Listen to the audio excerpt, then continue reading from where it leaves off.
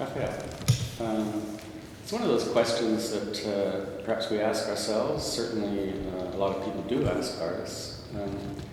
It can be phrased differently, but I guess at the foundation, one is interested in why a person becomes an artist, or why one does what one does as an artist. But can you think back and reimagine why you decided to become an artist? Yeah. I don't think I ever really did. In such a clear, I want to be an artist.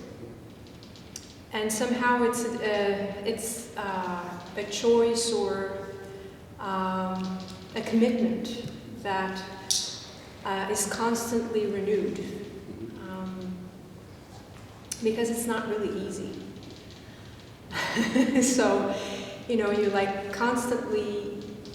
constantly have to renew, this your desire and will and conviction that this is what you want to do.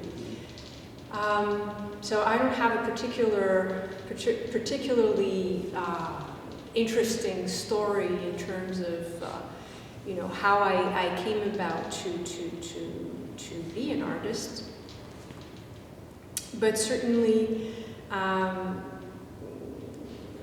So my grandmother was a painter, so I grew up in my house with a lot of paintings. And her art was very much, for my father at least,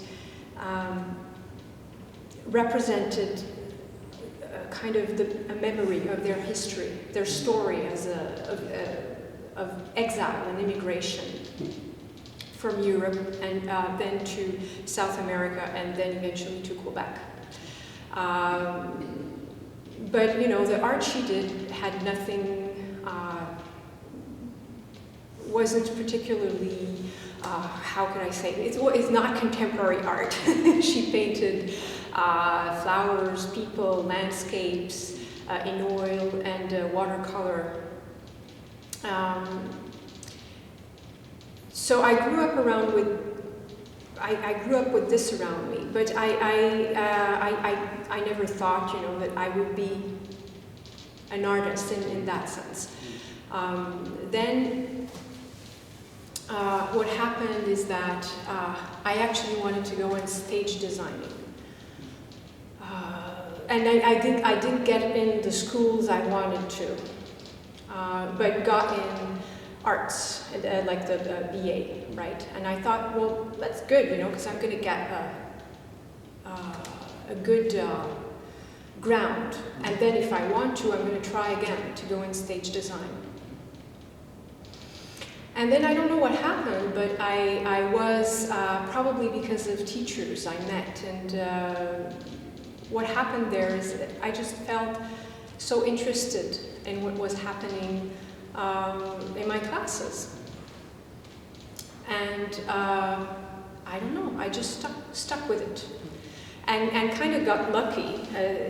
Right away when I got out of school, I had to, I did a year as an exchange student in New York, and came back from that experience with a body of work that I proposed in an artist-run center in Montreal. And they had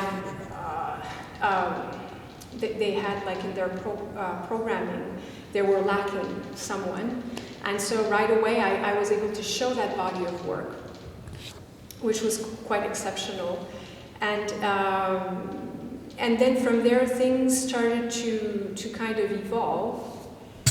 But through all that, I also was trying to figure out how in the hell I'm going to make a living, right?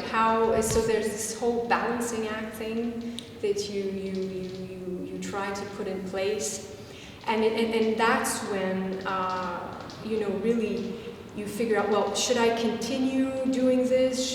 Maybe I should do a master's, but then somehow I felt I should do a master's in something else, maybe anthropology, or maybe I should go to conservation school, and by that I mean like when you restore artworks. I was trying to search for ways that's, you know, because in the arts you actually have to work to do your work, right? You have to figure out a way to earn money, and parallel to that, time and space to do your work. So I was trying to figure out, well, how could I put that in place? And for some reason, I always ended up thinking, well, no, the space where I really can do what I want is being an artist. You know, if I go in anthropology or if I go do this other thing, there's a kind of frame around these other disciplines that's not like what I have, what art gives me as a platform. It's a kind of open space to kind of, I wouldn't say challenge, because that's not the spirit that drives me. It's not to challenge things, but to search for a kind of boundary of some sort. And in the arts, I felt that, you know, especially, contemporary actual practices, that's where I felt the most alive, in that kind of intellectual questioning of things. And so that's how at one point I kind of resigned myself, saying, well, no, stop searching for another thing to do. This is where you need to be. But still, you know, I feel that's very fragile. And I think that even though, you know, I can be successful in terms of, you know, getting grants or recognition and all that, that still that's not enough to confirm that I can still be around.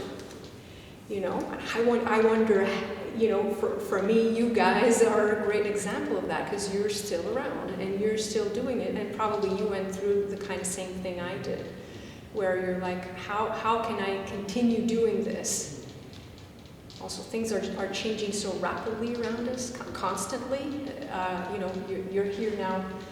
Yvonne is a video artist, and you're thinking of this project in films, and you know, I know your practices, and so for me, that's kind of evolution that you're doing this. So we constantly have to. It's like. It's part of the nature of what we do, is also that a constant kind of transformation, but reinvesting, re-engaging, yeah. I don't know if that answered. So I like to use the word boundaries as a means by which to find commitment. And that triggers a question, which is, if one has a boundary, then one has a sense of purpose. The boundary is there, you're there, and somehow something has to be done. So, through all of this, Raphael, did you evolve, or did you have a sense from the beginning of what an artist can do, or what an artist does in order to, you know, circulate around these boundaries? Well, for sure, as I said, you know, like growing up and with these paintings and with a very, you know, clear idea of, you know, an artist is like my grandmother. She's a painter. She has her painting, you know, her stuff, a place where she does that. You know, that was kind of close to me, direct, like from childhood. I could see that. And then there were, you know, the film. You know, you see Camille Claudel, and you see Rodin in films, and you see, you know, you have like this image of Jackson Pollock, you know, doing the drippings, and you know, so that I guess I internalized a kind of maybe a romantic, you know, through a romanticized, you know, vision or representation an artist, Picasso, like that, and from this kind of just other, like my grandmother really not at all like, as I said, her work not contemporary at all, but you know, so you could see these two sides.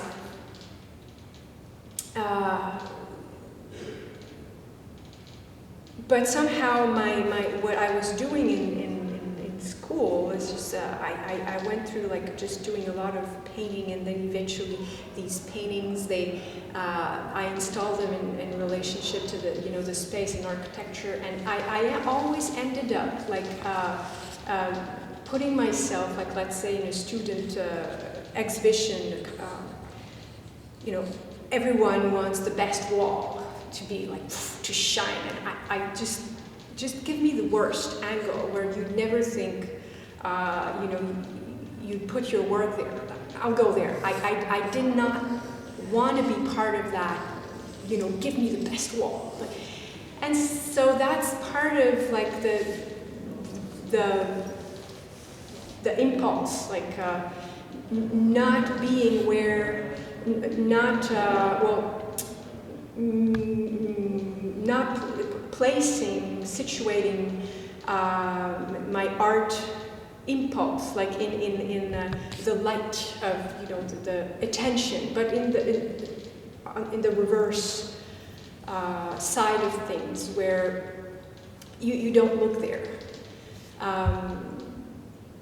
and that is very intuitively, and probably, you know, I would have rather be the artist who want the best spot, you know, but that's not how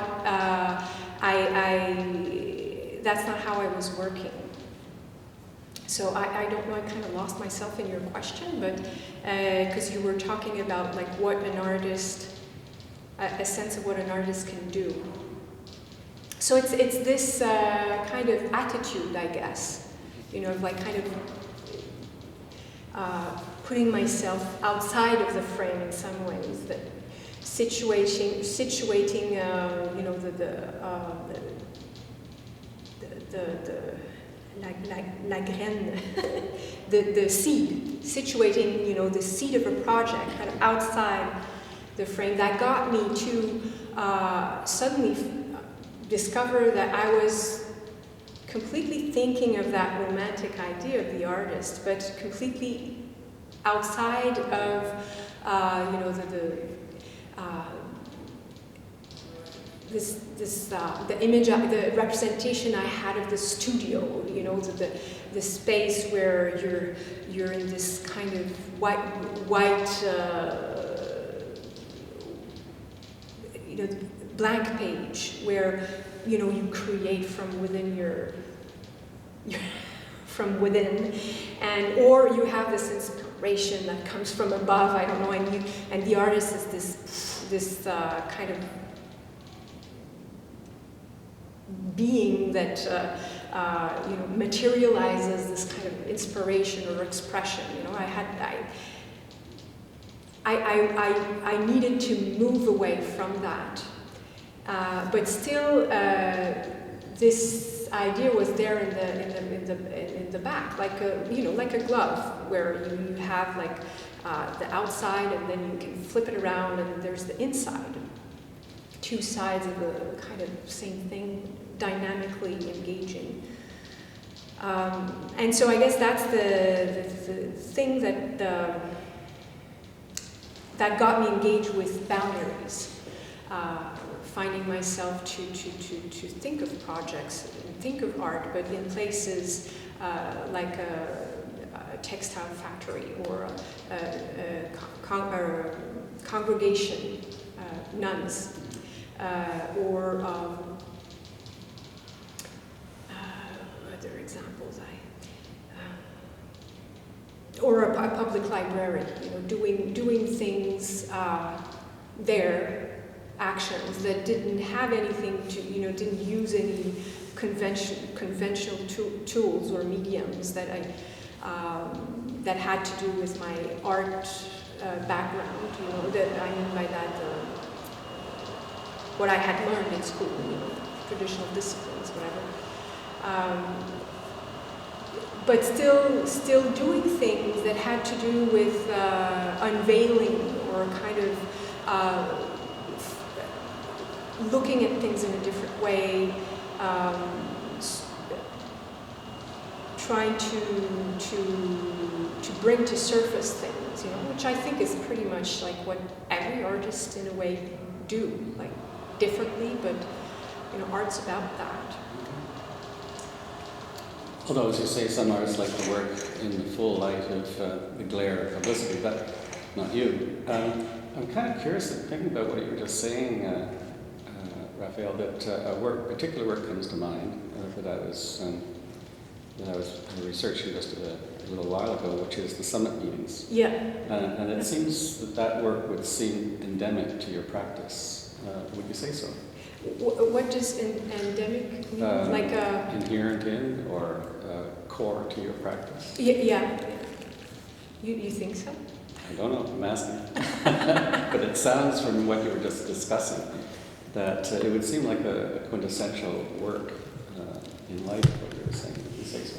Yeah. Well, I'm happy that you're mentioning this work, which is kind of epic, was or is still epic for me to put together.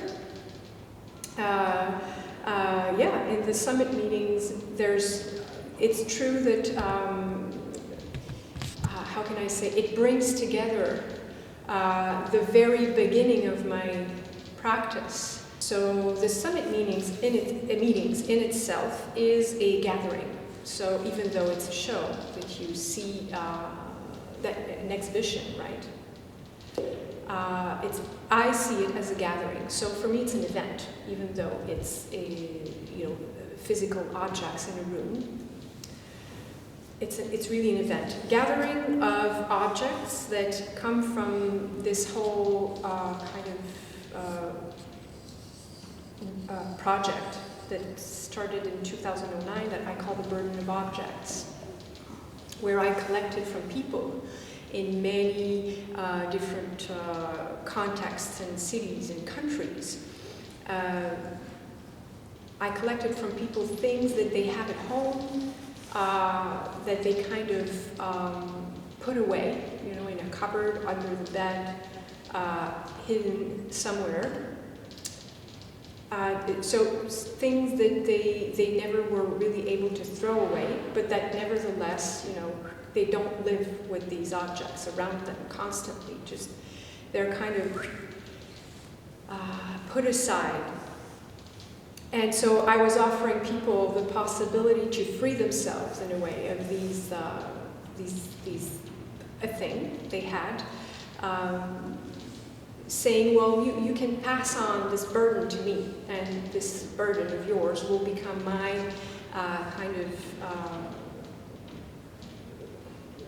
drive for art. And so like this, I received many things and collected each time kind of story or anecdote in relation to these objects, and especially also why people were ready to let go of these things. So things could be like, for example, a gift you received. You really liked the person, but the thing they gave to you, not. No, you can't. Or, for example, things that belong to an ex-boyfriend. But you don't feel authorized to throw it away, but you've lost touch with the person, but you're kind of stuck with the thing. Or things that have to do with a loss. Or also, let's say, things from your teenage years, you know, and it's another period in your life. So many of these objects were at the kind of boundary of where people turn a page on something. You know, when they gave the object to me, it became also for them not only to kind of free themselves of a material, like material accumulation, but also of a kind of immaterial or emotional weight attached to some things that they have, and that they can let go of that. So I have this collection of things, the smallest being, let's say, bead, and the biggest, an armchair. And eventually, these things, I traveled with them. Not all of them at once, but I traveled with these things, and I started really, carrying the burden, and trying to not repurpose it, but constantly address it, because that's the movement and the work, taking things from under the carpet or under the bed and just taking them out, and so now I become the guardian of these things, and so it doesn't make any sense if I put them back in a cupboard or in a box. I have to, hey, you exist. Hey, you exist. What do you mean? Hey, you think. What do you stand for here now in my hands? So I did this for about 7 years. In many ways, just, of course, things are in the suitcase, but then taking them out of the suitcase and then maybe bringing them to the beach or bringing them somewhere so they can, hey. And eventually, so it's not just the objects I had with me, but the stories and the people who gave me these objects. And so these objects started to be my companions, and I would then, from this, let's say, I would travel to Mexico, and I chose it to bring with me a sample of my collection, and so I made groupings, and they're like friends and families that I put in the suitcase together. And then I think, well, I'm going to Mexico, and I know that there's a particular relationship to death, that I'm very curious about. So, and I have objects that really deal with that. So I bring them with me, and then when I get to Mexico, I bring some of these objects in my bag to go visit a cemetery. And then, once I'm there, I'm just I see a grave with full of objects on it.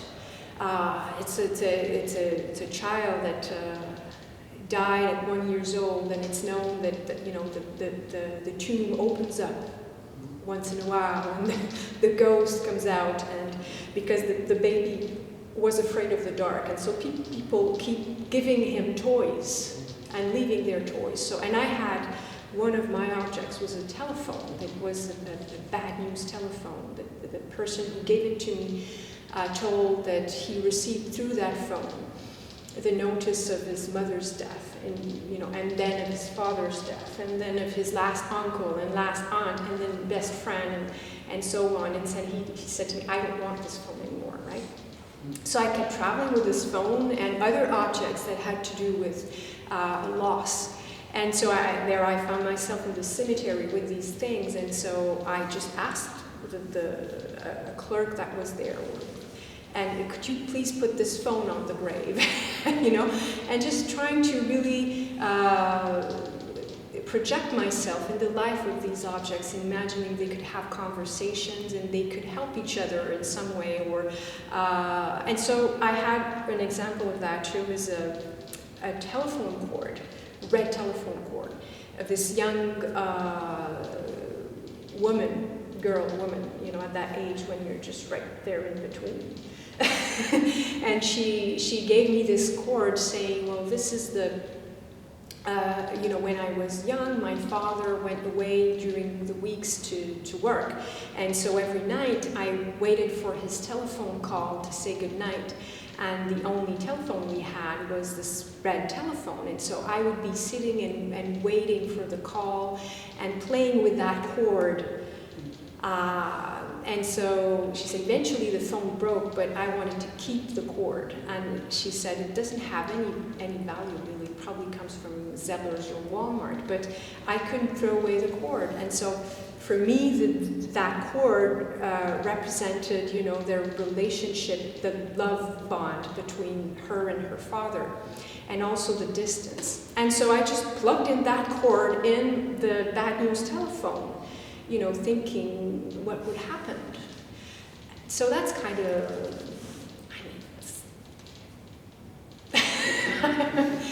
nothing happened. I didn't receive any phone call through that telephone, but I mean, for me, these moments were something happened, and these were not public moments. They were very private in my life. You know, my travels, but it really happened to me. I really started to look at things in a different way.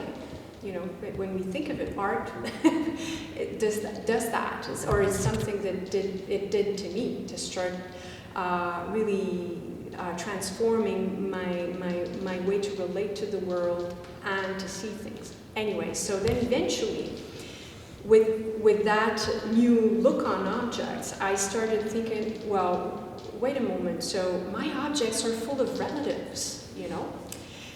And I started thinking, well, maybe they have relationships with other objects who are in museums, you know, kept. And since I've been, you know, from the very beginning of my practice, talking to you before about, you know, doing a project in a nuns' congregation, it was in their museum. And so at the very beginning of my work, I did these immersions in various museums. That world of museology started to be very important. And from then on, I became also conscious of these spaces where things are kept, but with an idea of forever, right? Where you have temperatures to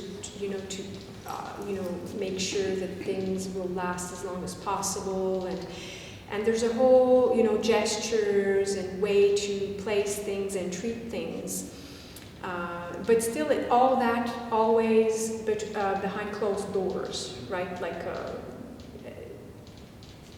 And sometimes some objects that are there get to go out and be shown and have their moment of glory. But there are so many things that are kept like this that we never get to see and that never get any attention, really. And so I started thinking that maybe, as I said, my objects from my collection, you know, could be meeting with relatives in museums that maybe also they were kind of left, you know,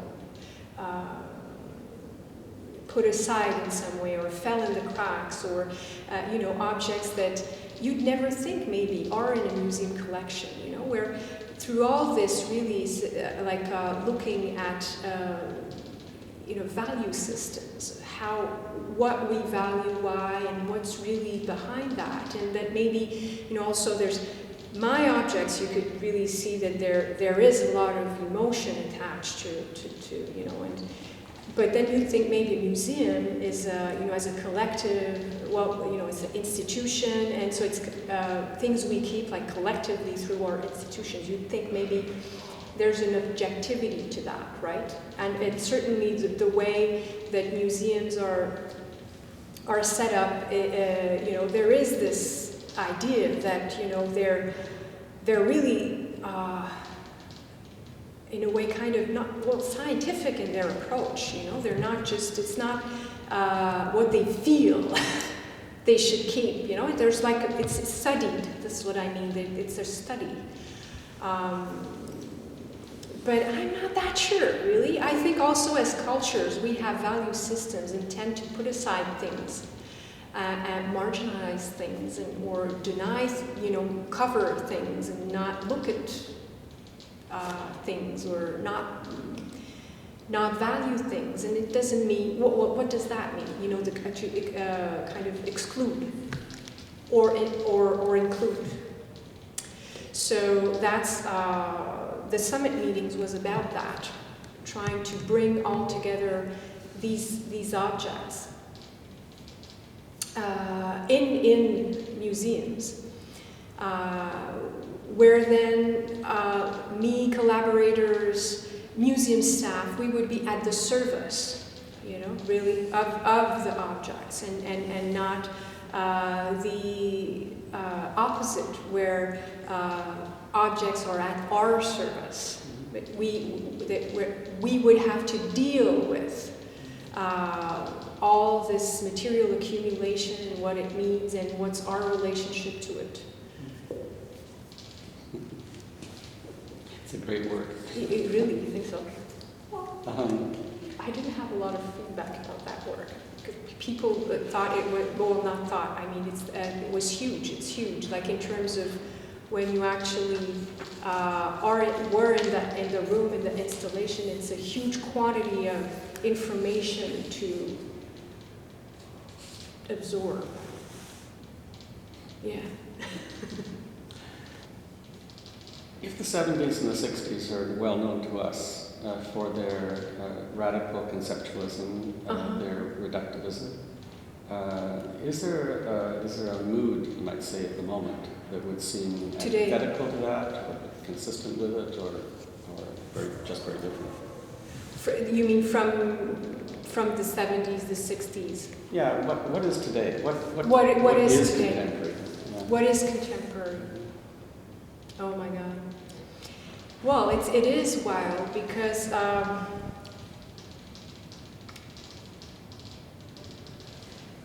like when I started in the mid-90s, and there I was one of these young artists with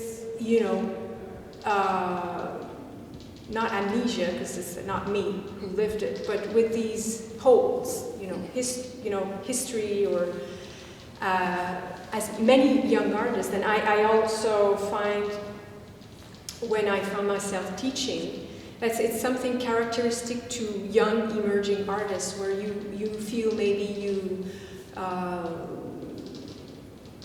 you have to invent something of your own, right? And anyway, in my case, it's a bit like that. Although I was conscious of, certainly a movement, and strangely not just the 70s, but much broader.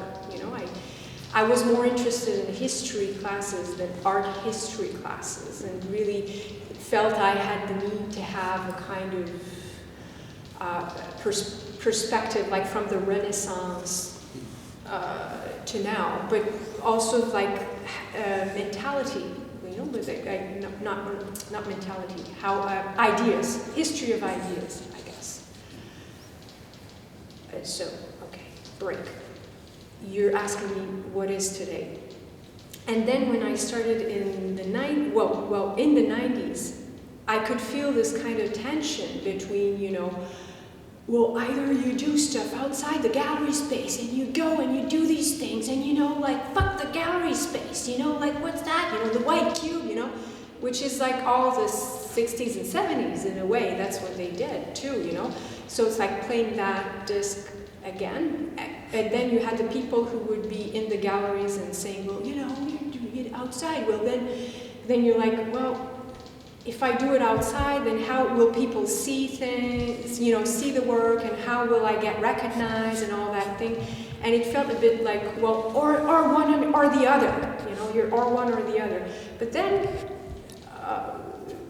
I think we were a bunch of people who, instead of like saying it's one or the other, to kind of, no, well, you can be there and there and there, and you can also bridge things.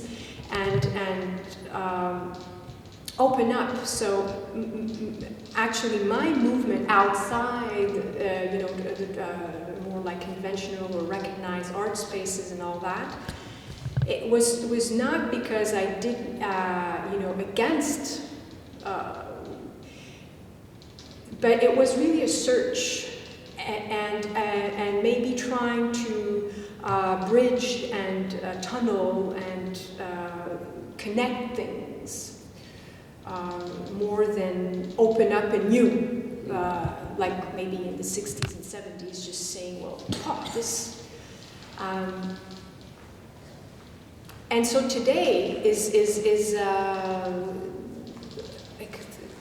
like a constellation. There's so many different ways to show your work, places, and now you even see, you know, the DIY scene, and just the young emerging artists who are saying, you know, we don't want to be in artist-run centers, even though that's, you know, the artist-run centers are really comes from, you know, the root, the root in a way, the people, the artists who did these to have a place to show, other than, you know, institutions and private galleries and all that.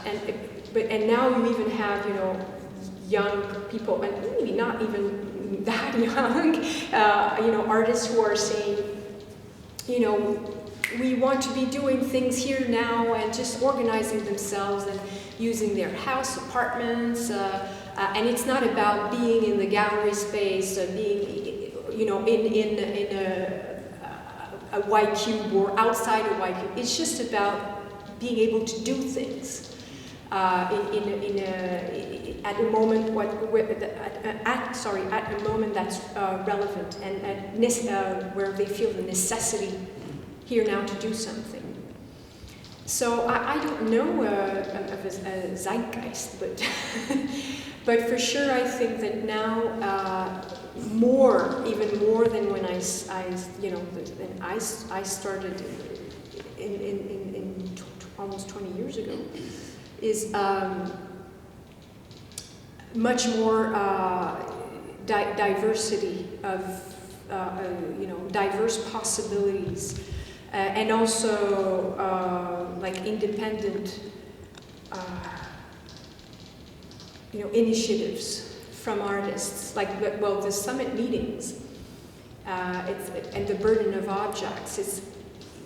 It's a project that really came out of gradual, you know, over many years of bringing things and people together, and institutions together. You know, it's not a curated exhibition in the sense of one curating saying, "Hey, Raph, you want to do something in our museum?" It's me like saying, "Hey, museum, you know, I'm doing this thing. I'd like to do a great summit, you know, with summit of objects, you know, and I think, you know, it's a cool idea." And then getting another museum and museums together speaking, "Oh yeah, it could be interesting to collaborate together." So it's a different way of, you know, just thinking of, not thinking, but different way of organizing an exhibition than, you know, the more like institutional, we're this institution, and inside the institution we have these people, they're the one thinking about what we should show in the institution, and then we're going to go get the artists, they're going to go come show the work, you know, that kind of movement. Yes, as to that question of the zeitgeist, of course that brings in the question of art history, and it also brings in, of course, at the same time, the question of theory, because zeitgeists are usually theorized. To what extent does theory play any role in your thinking, Raphae? Wow. Well, how can I say? I think a lot.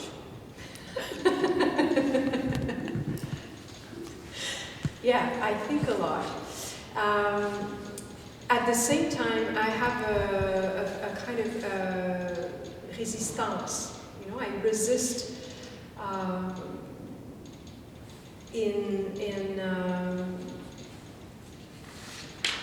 I resist to theory, because for me theory is interesting when it's a practice. Yeah, so it for me, thinking is doing. Thinking is making, and I'm not saying here necessarily, well, in my case, I don't do much with my hands. That's so sad. Yeah, but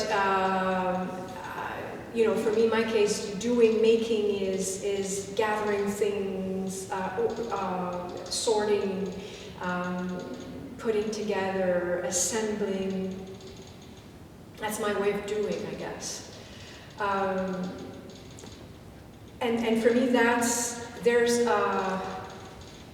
that's thinking.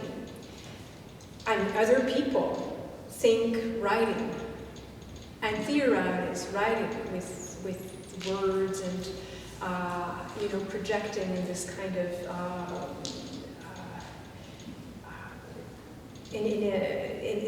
projecting in this world of concepts and notions, which I think is awesome.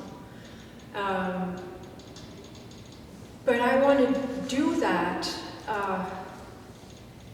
through experience and through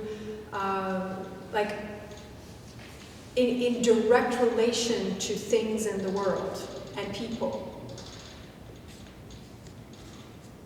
Yeah, and then it happens, I can read and say, hey man, what this dudette, what this woman here is saying in her book is, I get it, because that's what I'm doing.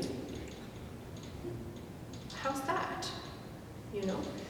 And so that's for me theory, my relationship to theory. So for me, art is theory as a practice. Do you read much in literature or? No, I have periods where I have the necessity to read, and often it is related to the projects I dive in. Like for example now, I'm going to be reading a lot about indigenous people, like accounts and stories and their culture, and about like decolonizing methodologies, because what I'm doing now is really has to do with this. I'll be reading a lot the history of a particular place, or so it's a kind of my way to read is always very focused on my field work, let's say. Yeah, so that's kind of disappointing, right? Yeah. I want to pick up on something that I feel running through our discussions, Raphael, which is a deep-rooted sense of humor, or I guess almost a loving embrace of something that could be understood through comedy, through a sense of play. Would that be true? You mean art, or yeah? Well, in your own word. And I'm a bit of a clown. I might not show, and because it's also very serious. All that we're talking about is very serious. And I mean, for me, in art, there is a deep sense of urgency and necessity and, survival. That's, serious shit. But at the same time, yeah, maybe it's my way of being is just trying to bring back things, ground things to just who we are as humans, which is kind of funny. We're funny creatures.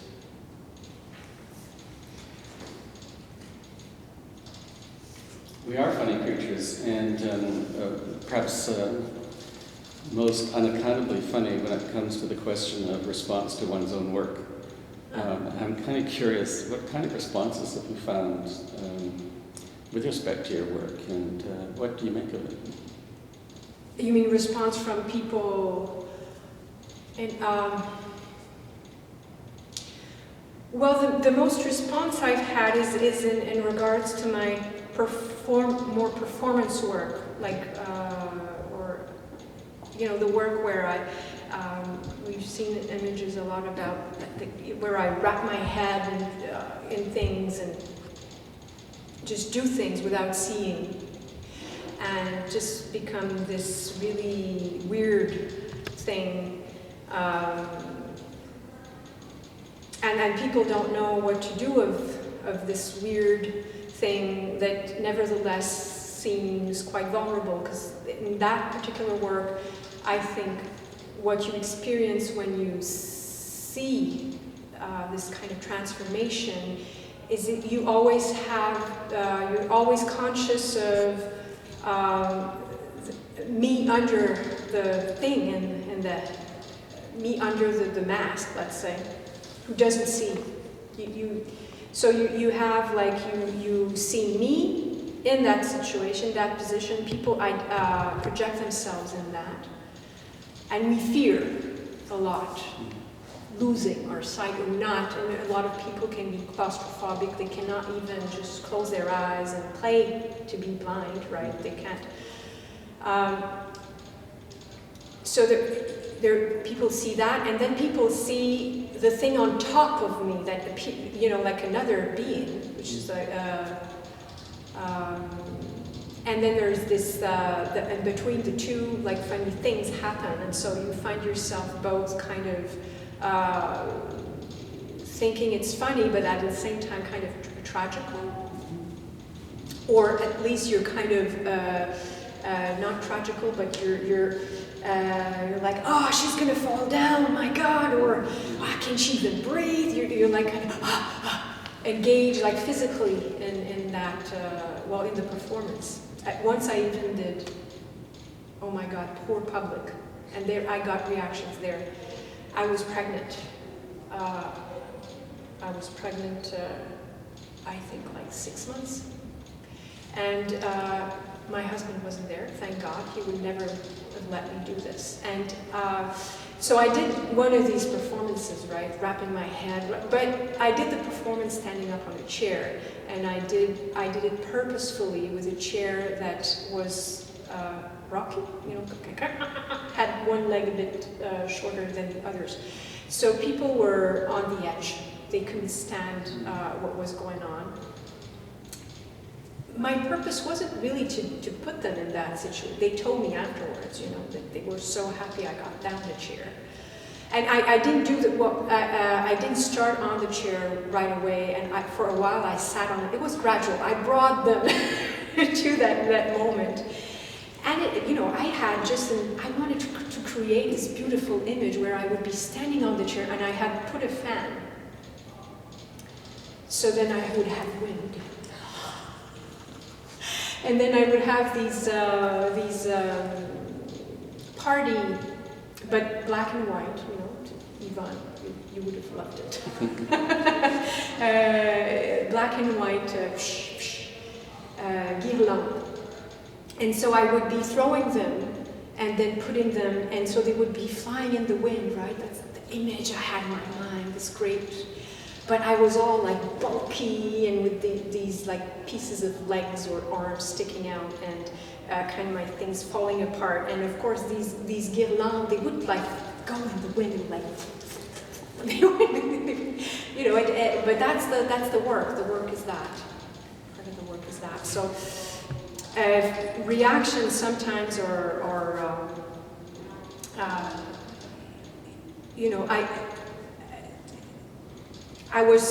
often it's actually these reactions that help me see in that particular case what I'm doing, because I'm inside. I'm just trying to do things without seeing and or thinking. For example, I'm a foot. Thinking. This idea of reversing things. We often have this idea of the artist gesture. I've talked about Picasso or Pollock. Say, well, what if the artist was a foot? And by that, what if we had to be in the world, instead of with our eyes, with our ears, or instead of with our hands, with our feet? What kind of world would we live in, socially, if we reverse these things? So these are the kind of questions that go in my mind and kind of bring me to do this type of performance, weird work. That if you would have told me during my BA that I would do performance work, I would just have laughed so much and say, no, impossible, because I hate it. I hate it. I don't understand anything about it. You know, I'm never going to do work like this. But then I did work like that anyway. It's true, isn't it?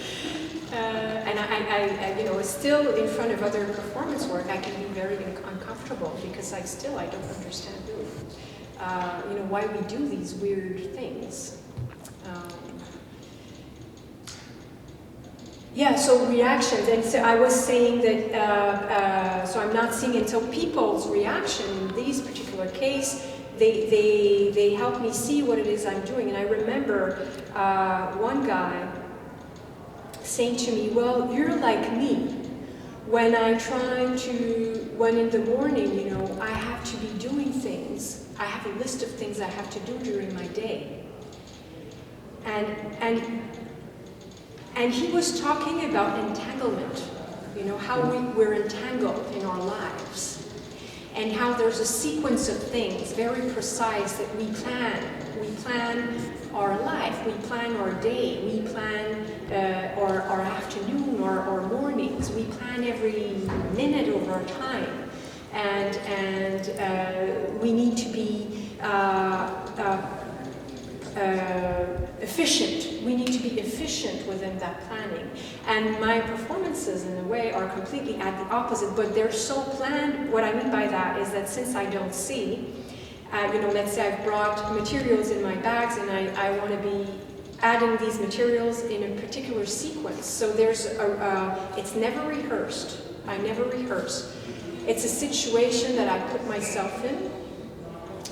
But I have a goal, you know. I want to be. Do you want to interrupt or no? So I want to be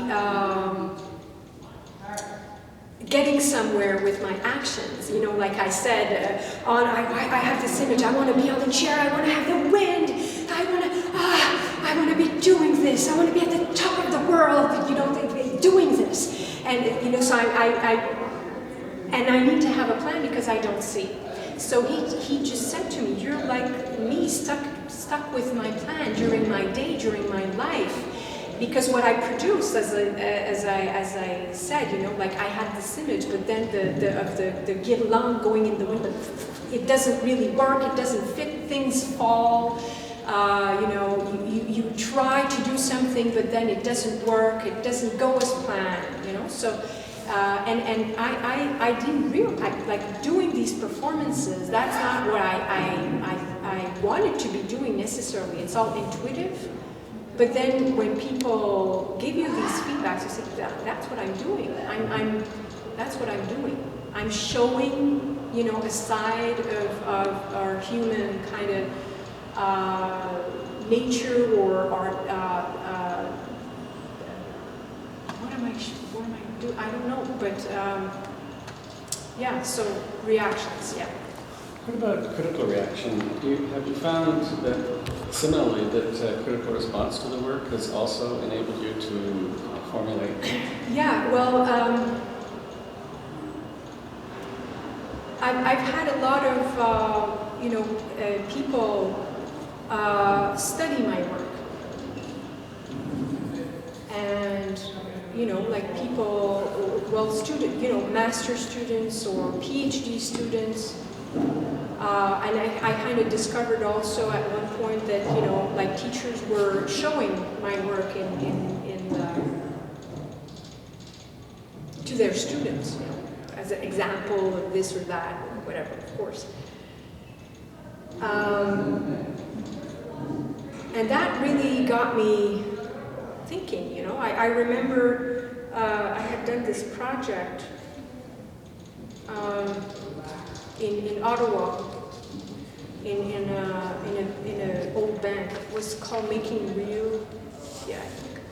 And it's a group exhibition. Anyway, I did these, you know, meeting people coming and choosing like ID cards I found in the bank, like a previous like clients of that old bank anyway, and I invited people to guide me in making the portrait of these clients, and I had this mask in my face. Well, this mask, white piece of paper that I would put on me and just squish, and then the person would be choosing colors and just guiding me in how she would see that client's face, and I would be doing that portrait on me. Did this project, and then I don't know when was it. I could eventually find back the date for you, but years later, I have an email of a person, Pablo. I'm not sure if it's Rodriguez. I can find that for you too if it's necessary. But anyway, I have an email from this person saying, hey, here's my thesis. It's about your work, and would be lovely to have a coffee with you someday. And so I started opening up that thesis, and it was one of the person who participated in that particular project and did a portrait with me. And for him, this moment was somehow revelatory, or anyway, he saw something, and for him, this experience was very strong. And somehow he described that that this experience, it's partly one of the things that motivated him to do a master in art history, anyway. And this thesis, I was reading it, and it was like, oh, I felt so weird. So weird. It's like being dissected. Being like really opened up and looked inside. And it was overwhelming, the sensation and so at one point I had to stop reading it. It's like kind of too much, and not because of what this person was writing. It's very high quality what he was saying, and very rigorous work, and so not the kind of like I have to close it because it's bullshit, right? That can happen too. Oh my God, that can happen too, doesn't it? It does. It does. So. It's the opposite, maybe, because it was like too close, and you have to preserve in some ways, these areas of shadows in your practice, because then you need yourself to apprivoiser. What will bring me in that shadow corner? That's very important, I think. It's kind of for an artist. You need to go there yourself and find the way to light it in the proper way, and maybe not too much, because then it loses any interest. So yeah. So. Critical is it has helped me a lot, but at the same time, you have to know when, because I think there's a danger also, that you shouldn't speak, like your voice as an artist needs to be yours. It's easy, it could be easy to just take, this person wrote this thing about my work, and it's so right. But is it really? Because it's not the same thing. As an artist, what drives you in doing, you have a voice, even though you can't write properly, maybe, or just as nice as that other person did, or clear, maybe. But you have a voice, and it's from within and from the making, doing, aspect of it. And it's the only, and it's only you who can have this voice, because it's your own process. No one else can speak for you about this process. So that's a place, that's important. And so, and it's not the same thing as someone who from outside, even though another artist, let's say, would comment your work, or which is it's awesome and it's nourishing, but it's not the same thing. So you have to, I think, gradually. Well, part of growing up, not being a baby artist anymore is kind of acknowledging that voice more and more and more and more, and kind of not trusting it, but being confident, because it can be easy with the art world, the system and all that, that the authority on the work, in a way, the artist has this, you're the boss, man. You're the one deciding, is it black or white or red or blue, or, and you know why you do these things. So then why should it be more valuable? Why should, why would we consider more valuable what someone else from outside say, So I think what someone else from outside say is awesome, because the work has a life of its own, right? But if we talk about the practice and the,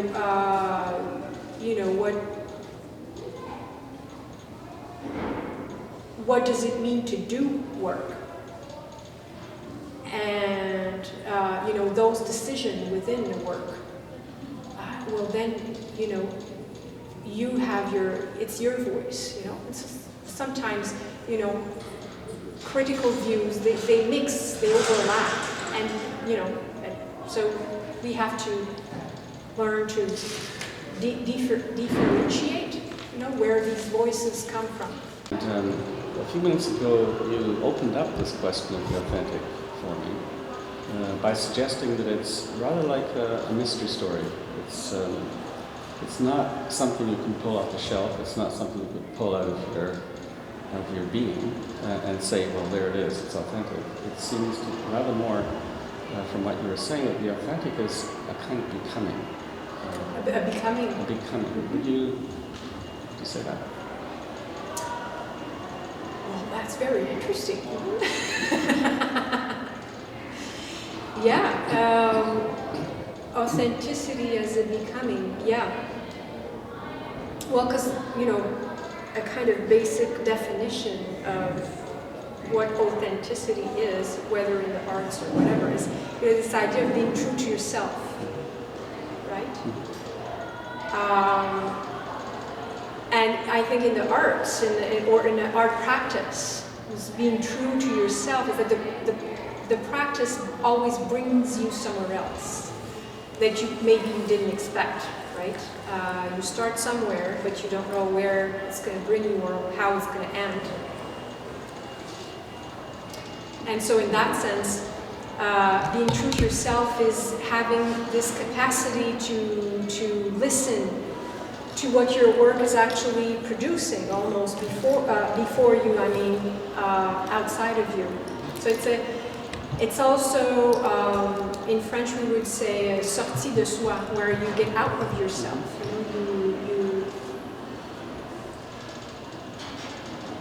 Instead of, I don't know, like more the attitude where you do something because you think that that's where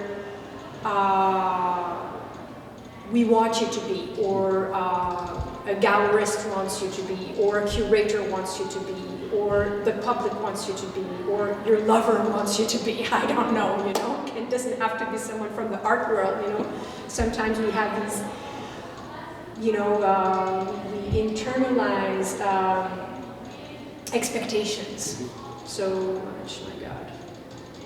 And so it's not about this becoming is about being true to what is coming.